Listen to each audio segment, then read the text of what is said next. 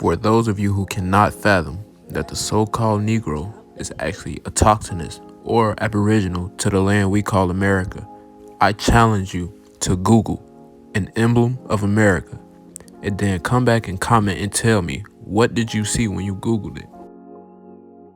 Throughout history, many people believed the only difference between the so-called Indian and the so-called Negro was the hair texture. Now, as we going over the sources, I want you to remember that an American was originally applied to the Aboriginals or copper-colored races found here by the Europeans, but now applied to the descendants of Europeans. We looking into a voyage of discovery into the South Sea and Bering Straits. This was printed in 1821, 7 years before Webster's dictionary. Now on this part, he talk about some California Indians. They say the physiognomy of these Indians is ugly, stupid, and savage. Right off back, he sound kinda racist, and you finna find out why. Otherwise, they are well-formed, tolerably tall, and of a dark brown complexion. The women are short and very ugly. They have much of the Negro in their countenance. Countenance means features of the face or contents of the body.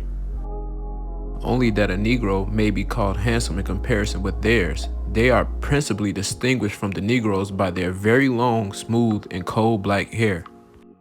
So that's telling you right there. They believe the only difference between the so-called Negro and the Indian was the hair texture. Now let's use this. This is from 1888. In regard to the complexion of the American Indians, Father Charlevoix says, the color of the savages does not prove a third species between the white and the black, as some people may have imagined.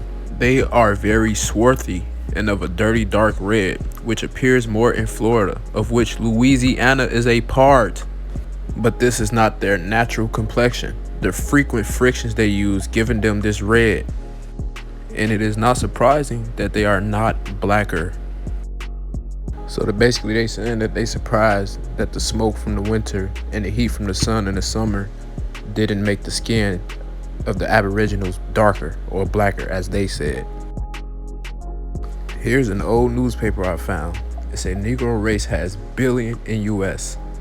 Disfranchise the Negro and send him back to Africa? Absurd. Impossible. More than $1 billion worth of United States real estate, which he owns in his own name in the United States, is not easily to be taken from him. Besides, the Negro is not an African. He is an American. African is a misnomer. Why try to send him to a country which is not his own? This was from some North Carolina newspaper in 1912. So they telling you right there, why would they send the Negro back to Africa? That's not his country. The Negro is an American, not an African American, or not just an African in America. Now, let's go into this book again. There's some stuff in here that relates to the topic at hand. Some statues of Indian gods in Central America possess typical Negro features, and certain prehistoric monuments there undoubtedly represent Negroes. We have, for instance, such statues in Teotihuacan and Palenque, and the gigantic Negro's head carved in the granite near the Mexican volcano of Tahila. This is from an article I found. They say these remains date back to 10,000 years ago and belong to an adult male. The skulls found in South America are typically quite similar to one another, sharing features of skull measurements with indigenous Australians and Africans. So they tell you the skulls that they found were Negroid.